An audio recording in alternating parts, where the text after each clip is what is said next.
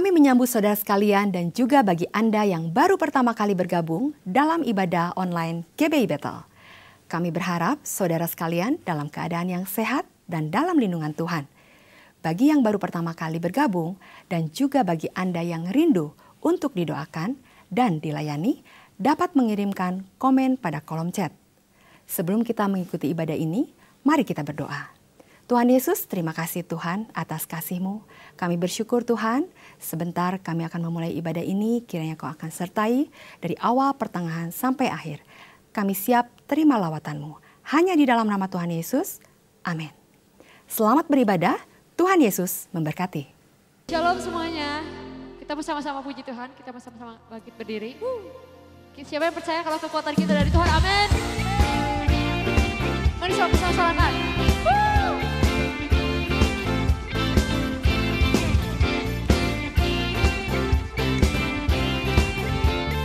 Sama-sama kita katakan. Nama yang berkuasa, nama yang mulia. Engkau yang perkasa di bumi di surga. Sama-sama sorakan.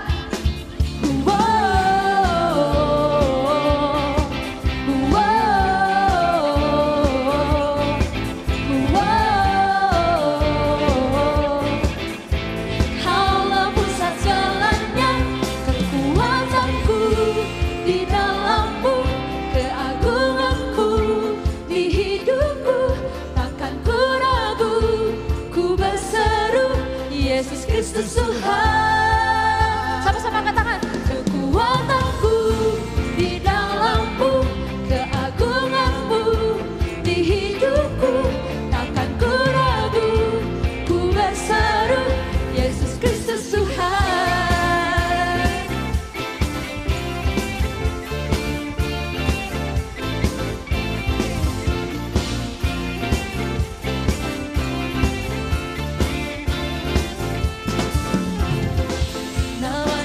Kuasa, nama yang mulia. Engkau yang perkasa di bumi di surga.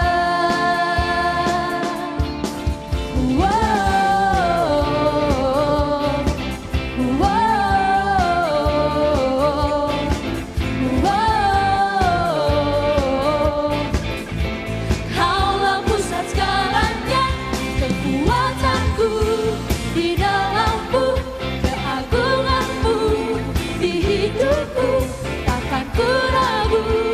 Sama-sama katakan, coba. Yesus Kristus Tuhan, kekuatanku di dalam-Mu, keagungan-Mu di hidupku, takkan ku ragu, ku berseru, Yesus Kristus Tuhan.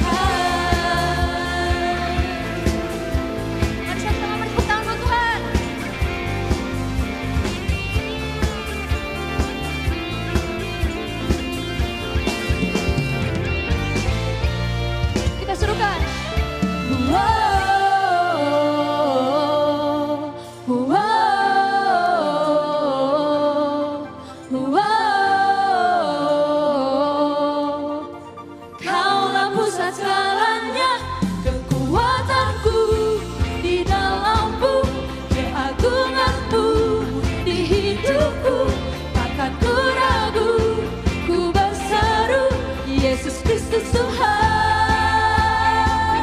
Kekuatanku di dalam-Mu, keagungan-Mu di hidupku, takkan ku ragu, ku berseru, Yesus Kristus Tuhan. Kekuatanku di dalam-Mu, keagungan-Mu di hidupku, takkan ku ragu, ku berseru, Yesus Kristus Tuhan. Kekuatanku di dalam-Mu, keagungan-Mu di hidupku, takkan ku ragu, ku berseru, Yesus Kristus Tuhan. Yesus Kristus Tuhan. Yesus Kristus Tuhan.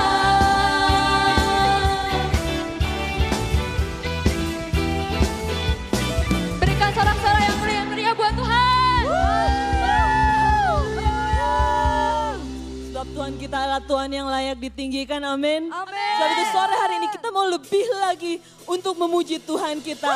Haleluya. Come on, kita mau semuanya tepuk tangan. Woo.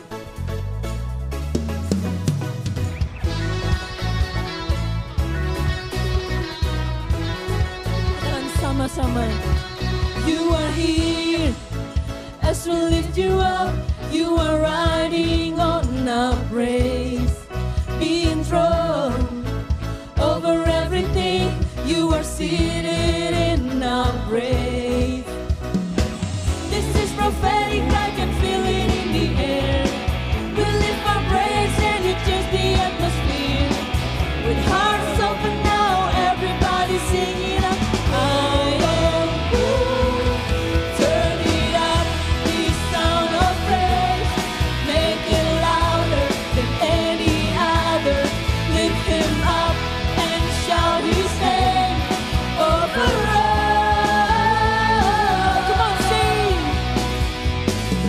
As we praise, well I can feel the change as your presence now invades. Hear the sound of the broken chains. Prison doors are giving way. Come on, sing. This is prophetic, I can feel it in the air. We lift my praise and you change the atmosphere. With hearts open now, everybody sing. I am free. Turn it up, this sound of praise. Make it louder than any other. Lift him up and shout his name over us. Turn it up, this sound of praise.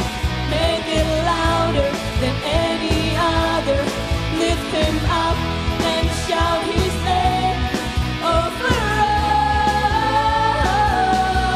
us. Woo! Sebab Engkaulah Tuhan yang layak ditinggikan. Katakan sama-sama. Praise goes up, your rain comes down. Our praise goes up, your rain comes down. Oh, our praise goes up, your rain comes down. Our praise goes up, your rain comes down. With shouts of praise, we celebrate. King of glory, enter in. You are riding on our praise, oh Lord. Come on, ceritakan sama-sama. Turn it up, this sound of praise. Make it louder than any other. Lift him up and shout his name over us. Turn it up, this sound of praise. Make it louder than any other. Lift him up and shout his name over us.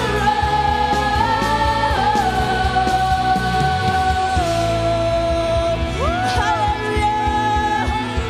Hallelujah. Mari kita sama-sama masuk ke dalam hadirat Tuhan. Tuhan, biarlah kehidupan kami jadi bukti, tanda kebesaran-Mu Bapa. Hidupku menggenapi firman-Mu, tanda mujizat sertai tiap langkahku. Kau bersamaku,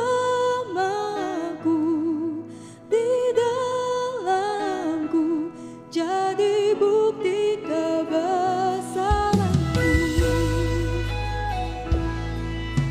Tuhan, Engkau sempurna.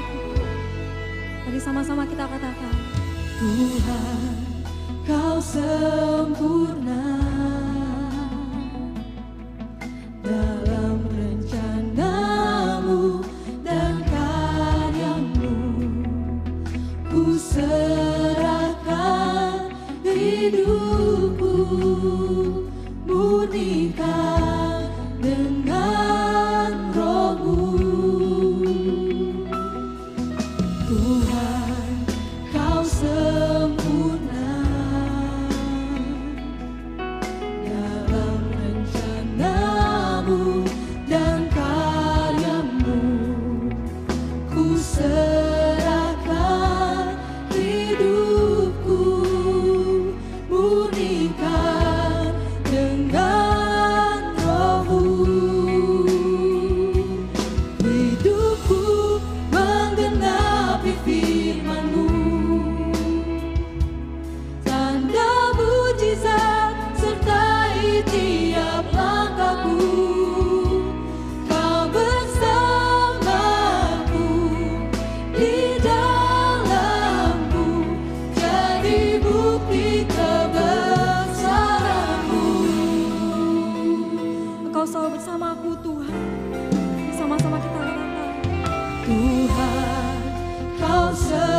sempurna dalam rencanamu,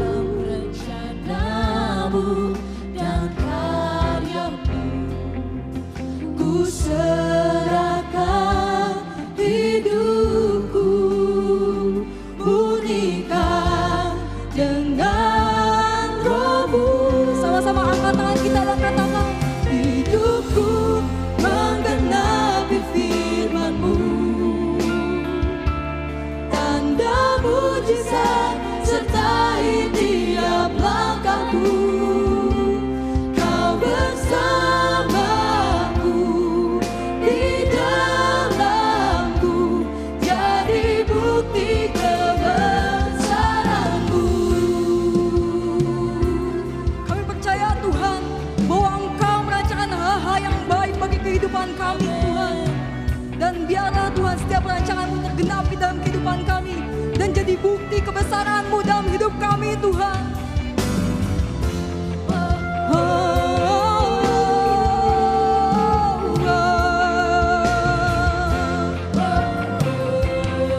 Kita sama-sama katakan di hadapan Tuhan, Hidupku menggenapi firman-Mu,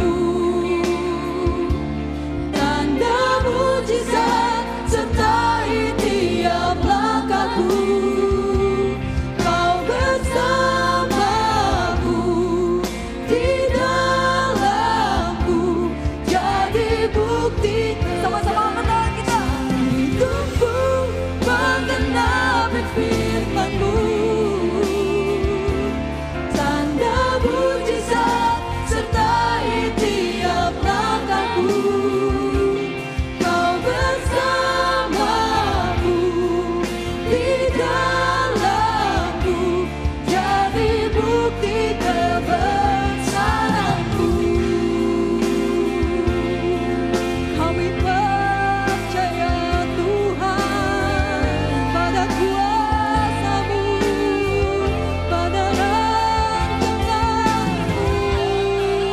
Kau yang rancangkan hal yang baik dalam kehidupan. Mari kita sama-sama angkat suara kita dan sembah Dia. Hanya Engkau Tuhan yang sanggup bernubuat dalam hidupku. Ku serahkan kehidupanku di atas mesbah-Mu Tuhan. Engkau besar, Kau Allah yang hebat. Haleluya,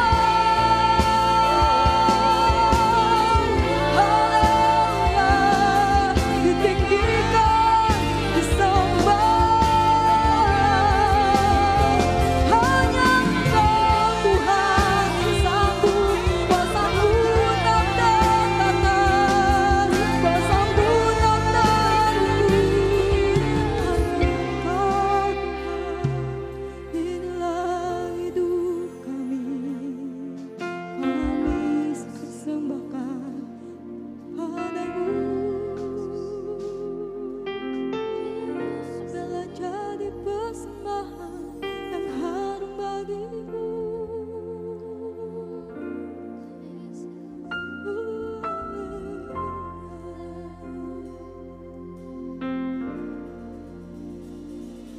Hidupku menggenapi firman-Mu, Ya Tuhan, tanda mujizat sertai tiap langkahku. Kau bersamaku, di dalamku, jadi bukti mari kita sama-sama nyatakan sekali lagi dengan segenap hati. hidupku.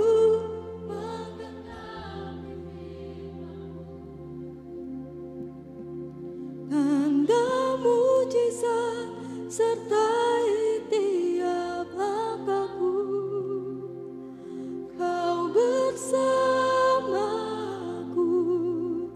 di dalamku, jadi bukti kebesaran-Mu. Terima kasih Tuhan, kami telah memuji dan menyembah-Mu. Terima kasih atas hadirat-Mu. Dan sebentar kami akan mendengarkan sebagian dari firman-Mu. Kiranya Kau akan memberkati hamba-Mu. Dan kami percaya firman-Mu menjadi kekuatan bagi setiap kami. Hanya di dalam nama Tuhan Yesus. Haleluya. Amin. Jemaat yang dikasihi oleh Tuhan Yesus Kristus, Shalom. Hari ini saya akan menyampaikan firman dengan judul Pribadi yang Dipakai Tuhan. Mari kita akan baca Kisah Para Rasul pasal yang ke-6 ayat 1 sampai ayat yang ke-7. Kita baca bersaut-sautan, saya baca ayat yang ganjil, saudara baca ayat yang genap, begitu selanjutnya sampai ayat terakhir kita baca bersama. Pribadi yang dipakai Tuhan. Kisah Para Rasul 6 ayat 1 sampai 7. Pada masa itu ketika jumlah murid makin bertambah, timbullah sungut-sungut di antara orang-orang Yahudi yang berbahasa Yunani terhadap orang-orang Ibrani karena pembagian kepada janda-janda mereka diabaikan dalam pelayanan sehari-hari. Silakan.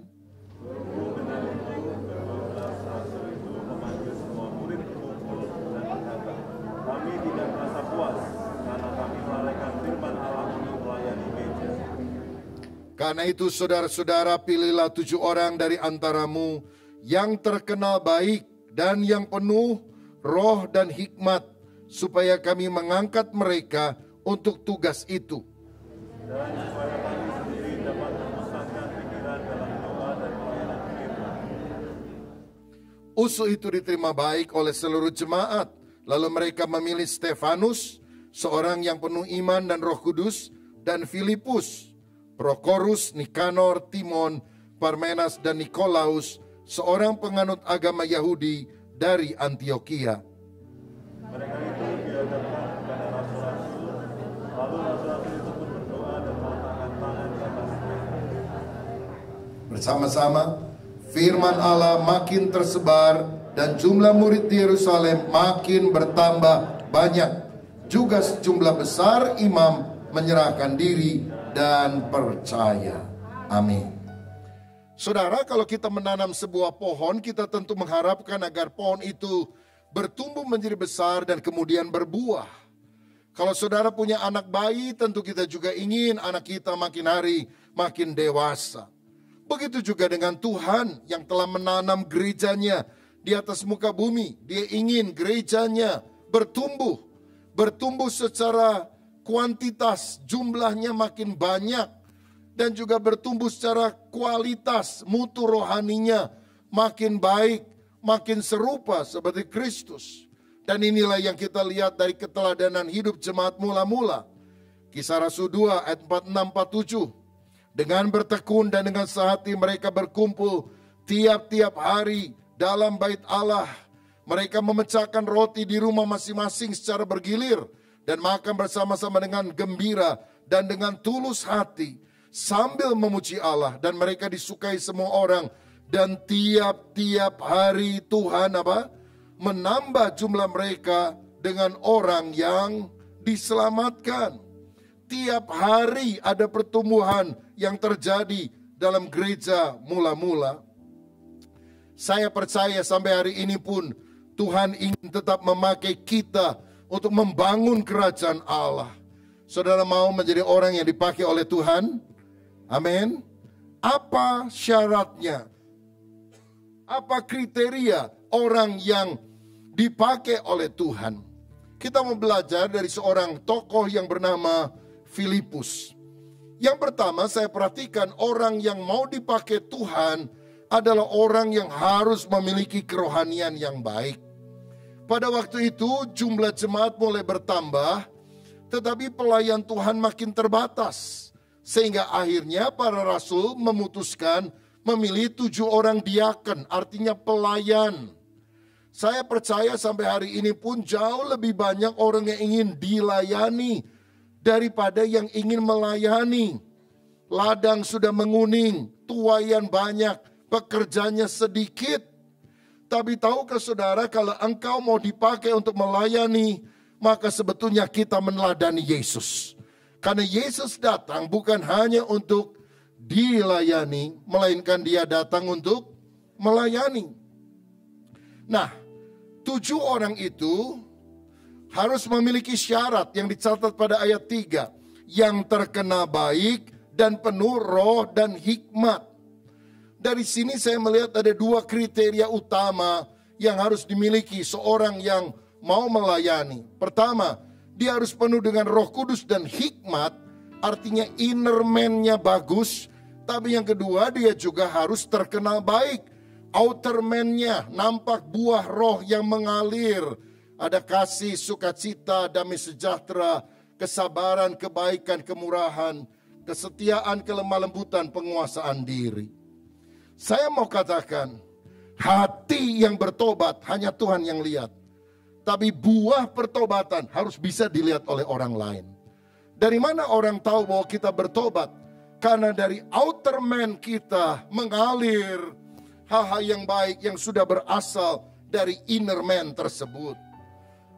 Matius 5 ayat 16 berkata, hendaklah kebajikan hatimu, demikianlah hendaknya terangmu bercahaya di depan orang, supaya mereka melihat perbuatanmu yang baik dan memuliakan Bapamu yang di sorga.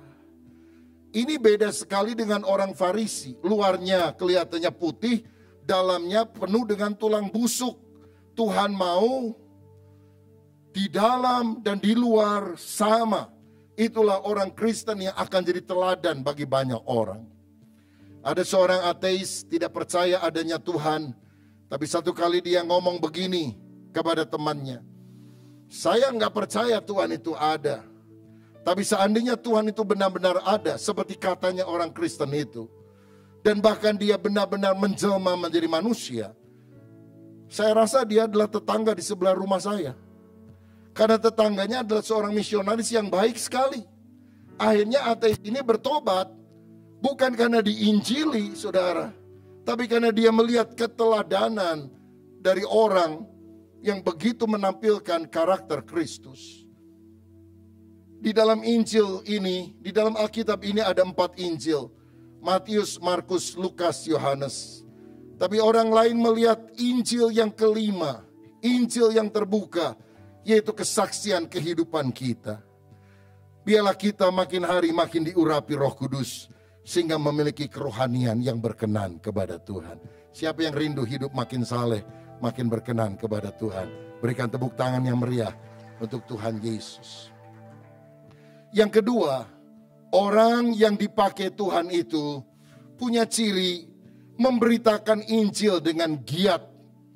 Itulah yang saya lihat juga dalam hidup Filipus, kisah 8 ayat 4-6. Mereka yang tersebar itu menjelajah seluruh negeri itu sambil memberitakan Injil. Dan Filipus pergi ke suatu kota di Samaria dan memberitakan Mesias kepada orang-orang di situ. Ketika orang banyak itu mendengar pemberitaan Filipus dan melihat tanda-tanda yang diadakannya, mereka semua dengan bulat hati menerima apa yang diberitakannya itu. Filipus seorang pelayan sederhana, pelayan meja, melayani para janda. Tapi kemudian dia dipakai Tuhan menjadi seorang pemberita Injil. Dia pergi ke Samaria. Saudara tahu orang Samaria itu nggak akur sama orang Yahudi. Karena orang Yahudi mesti kawin sama orang Yahudi. Tapi orang Samaria adalah orang Yahudi yang kawin sama pendatang, sama suku yang lain. Sehingga akibatnya mereka tidak dianggap pribumi. Dipandang rendah, dipandang sebelah mata oleh orang Yahudi. Tapi kepada orang yang tersisih, kepada orang yang terpinggirkan, Filipus mau memberitakan Injil. Saya katakan bahwa pemberitaan Injil harus dilakukan kepada semua orang. Karena semua orang membutuhkan Yesus. Bukan hanya orang kaya yang perlu mendengar Injil. Orang miskin pun perlu. Bukan hanya orang dari suku tertentu yang perlu mendengar berita Injil. Semua orang membutuhkan keselamatan. Dan kita harus terpanggil untuk membawa kabar baik ini. Saudara, Filipus itu meniru siapa sebetulnya dengan memberitakan Injil kepada Samaria? Meniru Yesus. Karena Yesus pernah ke Samaria dan dia berbicara tentang air hidup kepada seorang wanita di tepi sumur Yakub. Dan akhirnya seluruh kota datang untuk berjumpa dengan Sang Mesias. Mari kita memberitakan Injil, kabar baik kepada orang-orang yang belum mengenal Tuhan. Saya ingat satu kali ada seorang pemuda namanya Markus masuk sekolah Alkitab, belajar teologi. Satu kali dia mengikuti kelas homiletika, kelas ilmu berkhotbah. Dia gemeter karena ada praktek khotbah. Saudara, dengar khotbah itu gampang. Mengkritik orang yang khotbah lebih gampang. Tapi coba saudara yang khotbah. Maka Markus mempersiapkan. Dan pada hari pelajaran itu dilakukan, guru memanggil beberapa murid untuk khotbah, termasuk Markus. Ketika Markus maju ke depan, dia bingung kan, dia sudah coba persiapan tapi rasanya akalnya buntu. Lalu dia tanya, teman-teman, saya mau khotbah. Tapi apakah kalian tahu apa yang akan saya khotbahkan? Teman-temannya bingung, ini belum khotbah udah nyanya. Belum tahu. Oh, berarti Anda tidak siap. Kalau Anda tidak siap, buat apa saya khotbah? Lalu dia duduk, saudara-saudara. Dosen bilang, kenapa kamu begitu? Iya Pak, maaf tidak siap. Oke, ku beri waktu 1 minggu ya. Kamu mesti khotbah minggu depan. Kalau tidak, awas, kamu tidak ada nilai. Siap Pak dosen. Dia siapkan 1 minggu kemudian, saudara-saudara. Dan kemudian dia mulai berdiri dan mulai berkhotbah lagi. Teman-temannya rasa kasihan. Karena Markus anak baik, tapi nggak pintar ngomong, saudara.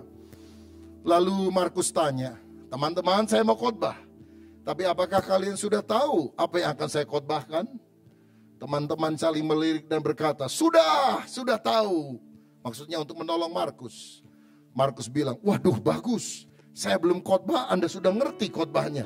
Kalau gitu buat apa lagi saya khotbah? Dia duduk, saudara-saudara. Dosen marah, dia bilang, awas ya. Sekali lagi ku beri kesempatan, kamu tidak khotbah, nilai kamu 0. Baik Pak. Dia benar-benar siapkan seminggu itu untuk menyampaikan khotbah. Dan pada hari haknya dia berdiri. Teman-teman yang berunding, kasihan ini Markus. Kalau enggak bisa dipecat dari sekolah Alkitab. Dan benar Markus nanya lagi pertanyaan sama. Apakah kalian sudah tahu apa yang akan saya khotbahkan hari ini? Maka yang bagian kanan berkata, sudah tahu. Yang bagian kiri berkata, belum tahu. Dan Markus berkata, hari ini ada 2 kelompok. Yang belum tahu dan yang sudah tahu. Jadi tolong yang sudah tahu, beritahu yang belum tahu. Dan dia duduk lagi, saudara-saudara. Tapi hari itu dosen tidak marah. Dia bilang, bagus Markus, saya dapat ide apa itu penginjilan. Penginjilan itu artinya yang sudah tahu, kasih tahu sama yang belum tahu. Saudara tahu bahwa Yesus itu satu-satunya juru selamat? Saudara tahu bahwa Yesus mengasihi kita dan ingin mengampuni dosa kita? Amin. Beritahu kepada yang belum tahu. Karena itulah panggilan kita memberitakan Yesus, Sang Juru Selamat, memberitakan Injil, kabar baik, supaya orang berdosa diselamatkan. Saya melihat Filipus ini bukan hanya memberitakan Injil dengan giat, tapi dia adalah seorang pelayan yang tidak pandang bulu, tidak pilih-pilih pelayanan, kecil atau besar, enak atau tidak. Kisah Rasul 8 ayat 26 mencatat, kemudian berkatalah seorang malaikat Tuhan kepada Filipus, katanya, bangunlah dan berangkatlah ke sebelah selatan menurut jalan yang turun dari Yerusalem ke Gaza. Jalan itu jalan yang sunyi. Waktu dia memenangkan banyak jiwa di Samaria, malaikat bilang, sekarang aku alihkan kamu, pelayananmu adalah ke jalan sunyi.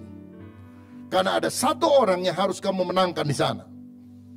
Kalau saudara di posisi Filipus sedang melayani ratusan orang bertobat, dan harus melayani 1 orang di jalan sunyi, bukan jalan rame, saudara-saudara. Mungkin kau bilang, kok nggak efektif bener ya? Saya lebih baik kan pelayanan kepada lebih banyak orang daripada 1 orang. Tapi Filipus tidak pernah membantah Tuhan. Mau jalan rame, jalan sunyi, mau banyak orang, sedikit orang, dia pelayanan. Pelayanan itu jangan pilih-pilih. Banyak orang sekarang mau melayani, oh saya malah melayani kalau di sini, kalau begini, kalau begitu. Kita ini cuma kacung, cuma budaknya Tuhan. Tuhan suruh apapun, tidak punya hak kita untuk membantah. Dia adalah kurios, kita adalah dulos. Dia adalah Tuhan, kita adalah hamba. Sayang ada banyak orang mengaku diri hamba Tuhan, tapi dia merasa dia adalah Tuhannya. Dia memanggil Tuhan guru, tapi dia mencoba menggurui Tuhan. Saya rasa Filipus ini seorang yang benar-benar kita harus teladani. Saudara, memang yang dimenangkan cuma satu orang, yaitu bendahara Ratu Ethiopia. Dia sedang berjalan dari Yerusalem kembali ke negaranya, naik di sebuah kereta berkuda. Dia membaca kitab Nabi Yesaya, dia tidak ngerti. Dan kemudian Filipus mulai memberitakan Injil kepada orang ini. Saya mau bilang sampai pada hari ini pun semua orang membutuhkan Injil keselamatan. Mari kita setia memenangkan jiwa, menanam gereja baru. Karena melalui satu orang ini seluruh Ethiopia akhirnya mendengar Injil. Sampai hari ini kalau banyak orang Kristen di Ethiopia, itu karena apa yang dilakukan oleh Filipus kepada satu orang. Tapi dampaknya sangat luar biasa. Ayo kita dipakai oleh Tuhan untuk menanam jemaat-jemaat dimanapun berada. Sejak beberapa tahun yang lalu saya punya kerinduan untuk gereja kita bisa membangun sebuah jemaat di Bandung Timur. Karena sejauh yang saya tahu di daerah Bandung Timur belum ada gereja resmi sampai sekarang. Sekian tahun yang lalu 7 gereja di Ranca Ekek ditutup oleh massa. Ada HKBP sekian bulan yang lalu digeruduk oleh massa. Memang ada gereja yang didirikan, tapi sejauh yang saya tahu bukan gereja dengan izin yang resmi. Maka kita telah membeli sekitar 3 tahun yang lalu sebidang tanah di Gede Bage, Sumarekon, hampir 2 hektar, saudara. Kita mulai mencicil dari waktu ke waktu, mengurus izin gerejanya. Karena itu bukan hal yang mudah. Kalau saudara dengar ada satu kota viral namanya Cilegon. Itu terjadi karena hampir ada 3.000 orang Kristen di sana. Tapi tidak satu pun gedung gereja diizinkan. GBI juga punya gereja di Cilegon. Hanya bisa ibadah di ruko. Itu pun kadang-kadang diganggu terus oleh massa. Tidak punya izin resmi. Kebaktiannya harus di kompleks Kopassus. Di kota Serang. Kira-kira 15-20 kilometer. Jemaat-jemaat sederhana diangkut pakai angkot kendaraan umum. Pergi dan pulangnya. Begitu bertahun-tahun. Kita berdoa supaya di Cilegon pun Tuhan memberikan kemudahan. Karena ibadah adalah hak setiap warga negara yang ada di Republik ini. Bandung Timur mirip seperti itu. Cuma Cilegon lebih viral, saudara. Kita berusaha, kita berdoa, kita melakukan pendekatan. Sulit, saudara. Tapi akhir September yang lalu, oleh anugerah Tuhan, kita mendapatkan izin resmi untuk Gereja Bethel Indonesia. Bukan gedung pertemuan, bukan gedung serbaguna. Gereja Bethel Indonesia. Itu anugerah Tuhan. Anugerah yang luar biasa. Apa enggak ada hamba Tuhan yang ngurus izin dari dulu? Banyak. Apa mereka kurang doa, puasa? Enggak, mereka juga sungguh-sungguh. Kok kita yang dapat? Anugerah Tuhan. Kita nggak lebih benar, kita nggak lebih baik, kita nggak lebih kaya, kita nggak lebih suci. Hanya Tuhan memberi kepercayaan kepada kita. Sehingga kita harus bergotong royong.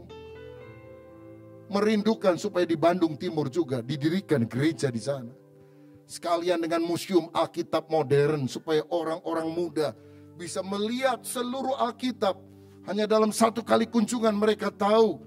Punya biblical worldview tentang apa isi Alkitab dari Kejadian sampai kitab Wahyu. Dan hari Selasa kemarin, 5 hari yang lalu, kita melakukan peletakan batu pertama dan doa bersama di Sumarekon. Dan kalau Tuhan izinkan dalam waktu yang tidak lama kita akan segera membangun sebuah gedung gereja di sana agar banyak orang mendengar Injil Tuhan Yesus Kristus. Saudara-saudara, pada waktu izin itu keluar dan saya dapatkan WA-nya dari panitia, nomornya dan sebagainya. Saya posisi sedang ada di Singapura, saudara. Mungkin tidak banyak yang tahu, 6 bulan yang lalu, waktu saya check up di Jakarta, check up biasa saja, ada dokter yang pakai USG melihat di bagian leher saya, bagian bawah, tiroid, itu ada 2 benjolan yang cukup besar. Dia bilang, Pak, periksa. Kalau perlu biopsi untuk menentukan apa yang ada di dalamnya. Saya pergi 3 bulan kemudian ke Singapura dengan alat yang lebih canggih, difoto dari kiri kanan muka belakang, dan memang ditemukan, saudara-saudara, terutama ada 2 benjolan, dan bisa dilihat satu hanya cairan, tidak masalah. Satu lagi mix, campuran antara cairan dan daging. Saya tanya dokter gimana? Mesti dibiopsi, baru tahu kanker atau bukan. Saya tidak segera mau mengambil tindakan. Saya datang ke seorang profesor ahli tiroid di Bandung. Beliau sudah lanjut usia hampir 80. Saya bilang, Prof, saya dengar kalau orang ada kanker, lalu kemudian dibiopsi, dikorek-korek begitu, malah lebih cepat nyebarnya. Apa benar enggak? Maksudnya? Ya maksud saya kalau bisa enggak dibiopsi, ya dikasih obat atau apa. Enggak bisa, mesti dibiopsi. Kalau tidak, ya enggak apa-apa sih. Paling nanti ditemukan berapa waktu, stadium 4 gitu katanya. Ini profesor nakut-nakutin lagi saudara. Aduh, saya masih belum puas, saya pergi lagi ke Jakarta. Tanya ke dokter yang berbeda. Dan dia bilang harus dibiopsi. Karena itulah berapa minggu yang lalu saya pergi ke Singapura untuk dibiopsi. Setelah selesai masuk ruang operasi, dibiopsi. Saya masuk ke kamar biasa, istirahat beberapa saat. Tiba-tiba WA masuk, izin gereja resmi keluar. Di dalam kelemahan manusia ketika saya tidak bisa apa-apa, Tuhan ingin menunjukkan, kalau aku yang berkenan, waktu kamu lagi lemah, kamu ada di rumah sakit, aku yang mengerjakan bagianku, karena aku Allah yang kuat.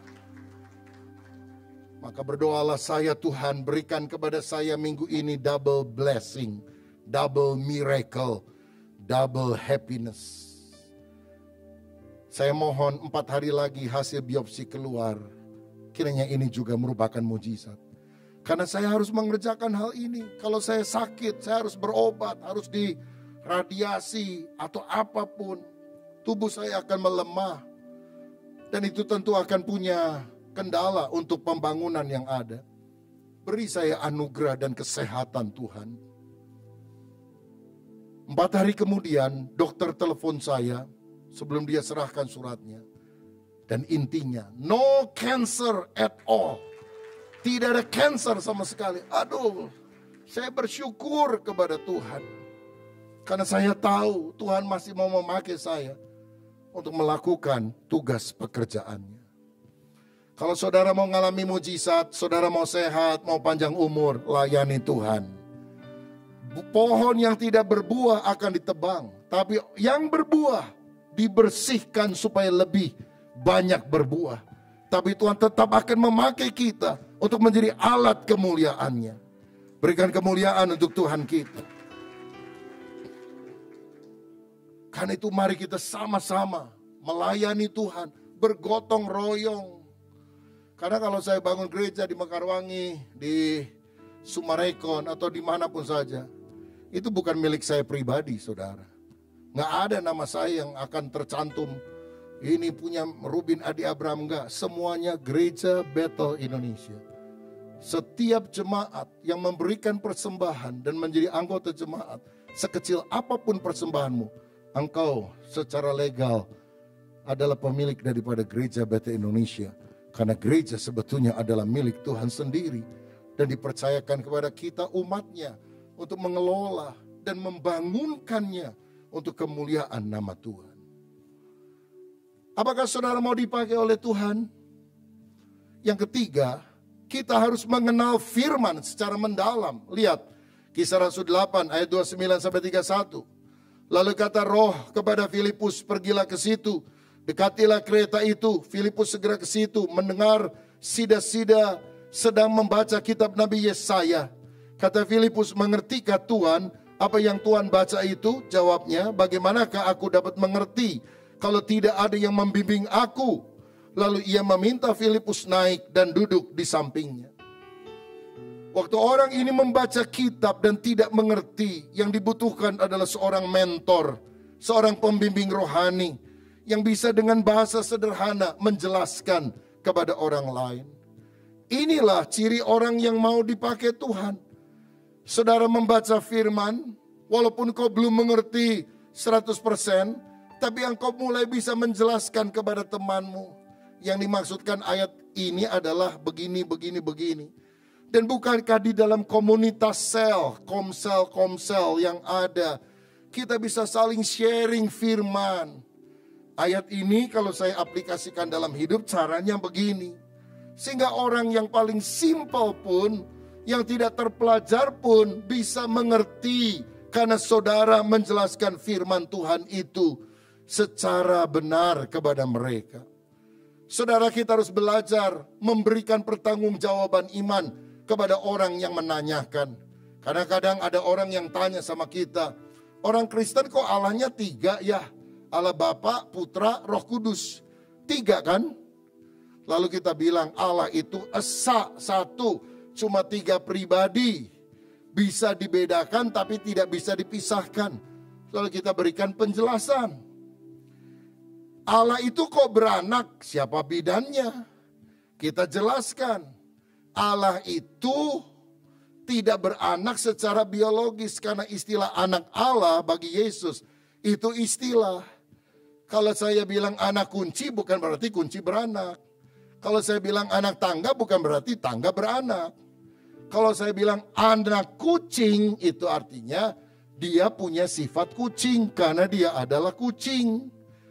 Kalau saya bilang anak manusia berarti dia punya sifat manusia karena dia adalah manusia. Kalau Yesus dikatakan anak Allah karena dia punya sifat Allah, karena dia adalah Allah.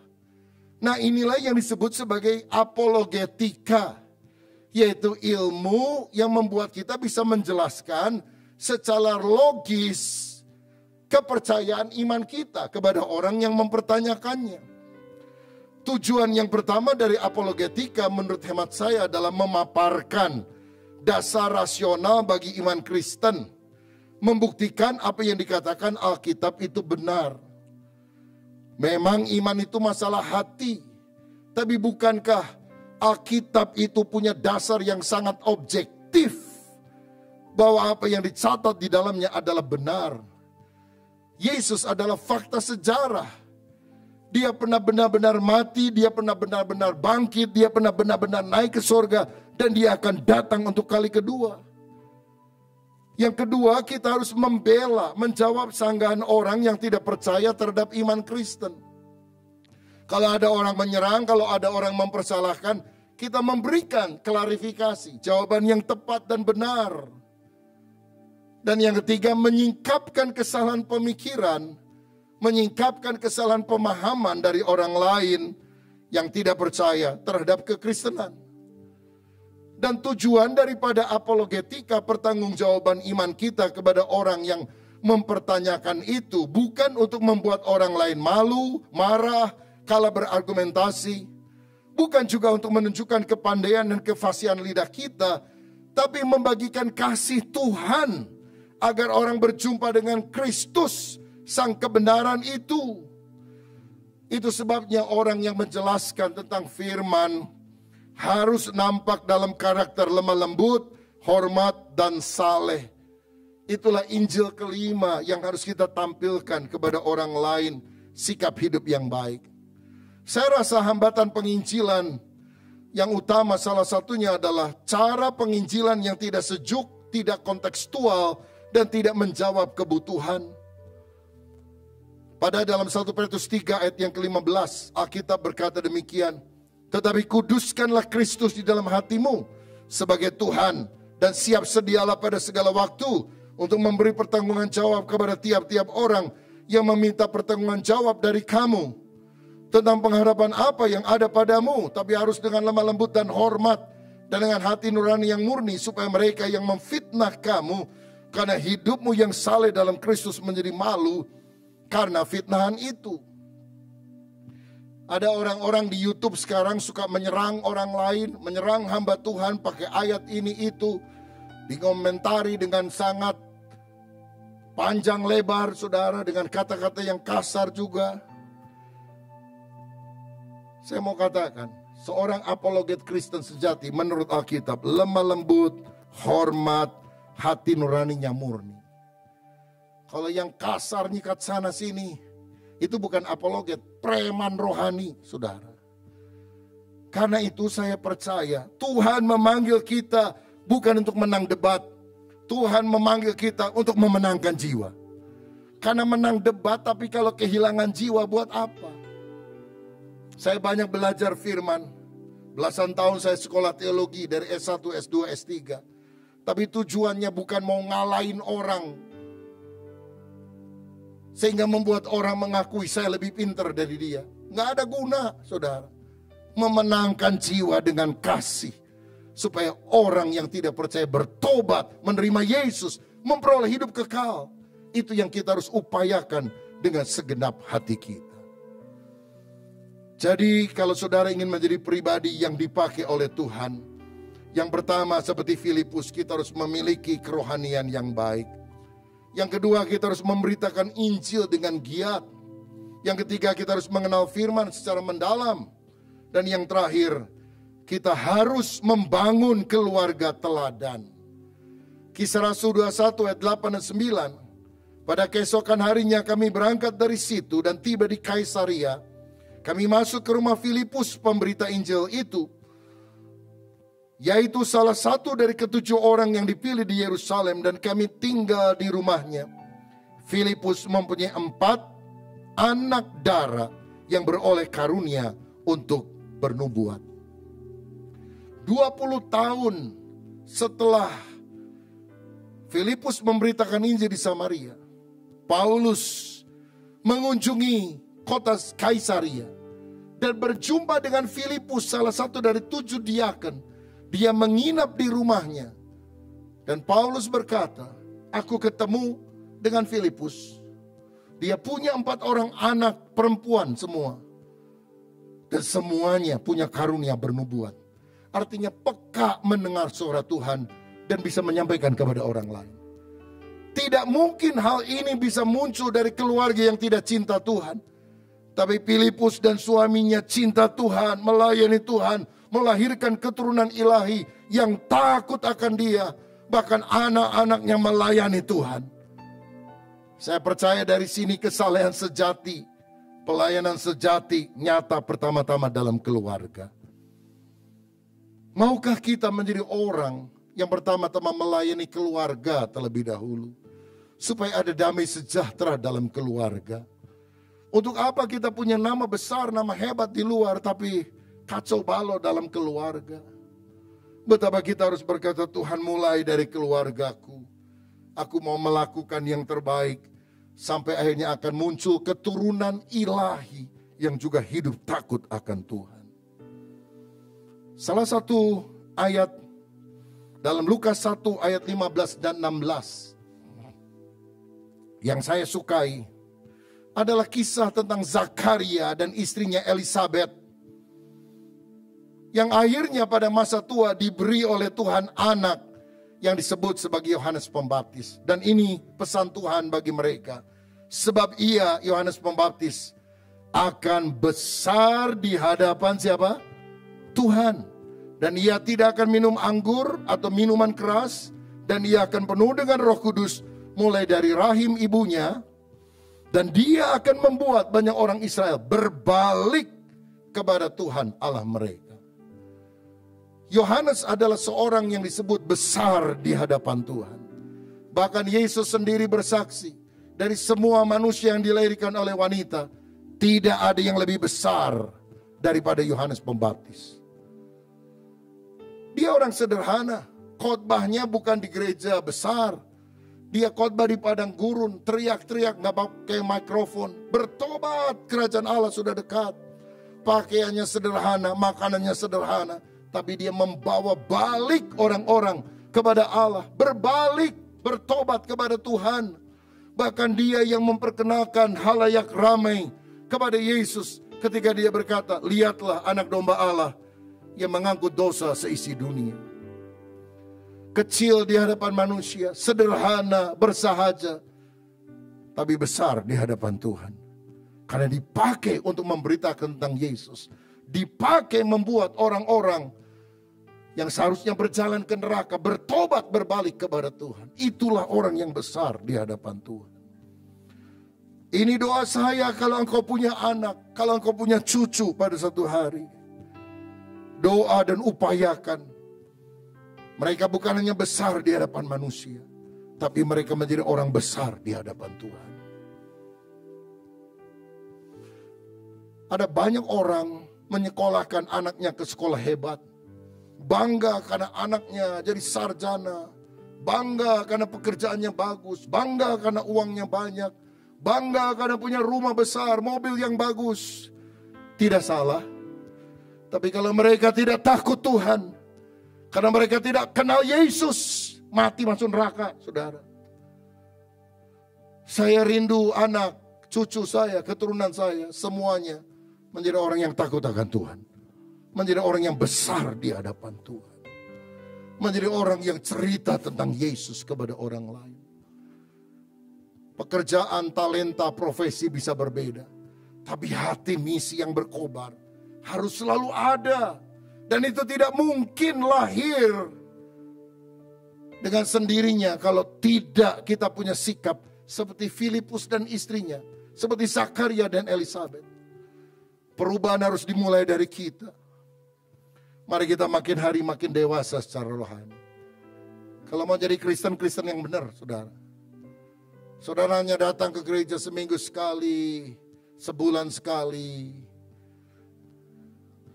Ya seperti saudara ke bioskop mungkin sebulan sekali, saudara ke gereja sebulan sekali. Atau yang ke bioskopnya seminggu sekali, ke gereja juga seminggu sekali. Tidak akan mengubah hidup. Tapi hari ini maukah engkau berkata, aku mau seperti Filipus. Aku mau hidup takut akan Tuhan. Sehingga itu akan transfer kepada seluruh anak-anakku. Orang yang bisa bernubuat itu peka mendengar suara Tuhan. Itu 4 anaknya mendengar suara Tuhan. Dan bisa menyampaikan pesan Tuhan kepada orang lain. Ini dahsyat sekali saudara-saudara. Maukah engkau hari ini berkata, Tuhan, kalau engkau berkenan, minimal salah satu anakku. Atau kalau bapak ibu sudah lanjut usia, minimal salah satu dari cucuku menjadi orang yang besar di mata Tuhan. Aku gak peduli apa kata dunia. Mungkin dia orang sederhana biasa saja. Tapi ketika engkau urapi dia dengan Roh Kudus, pakai dia menjadi hambamu. Pakai dia untuk memperkenalkan Yesus. Memakai dia untuk membawa orang berbalik dari jalan yang sesat. Aku tahu dia orang yang besar di mata Tuhan. Dan itulah orang yang dipakai Tuhan. Maukah engkau berkata hari ini, jadikan saya orang sedemikian, yang melahirkan keturunan ilahi, yang memiliki keluarga yang bisa diteladani, sehingga dari keluargaku muncul orang-orang yang memberitakan Injil. Kalau itu kerinduan saudara, berdoa. Saya percaya Tuhan ada di sini, Dia akan mengabulkan doa kita sekalian. Tuhan Yesus memberkati kita. Amin. Saudara yang dikasihi Tuhan, mari kita bersama-sama mengakhiri dan menutup ibadah kita ini di dalam doa. Bapa Surgawi, kami menaikkan syukur karena pertolongan Tuhan, urapan Tuhan, jamahan-Mu kepada setiap kami pribadi lepas pribadi.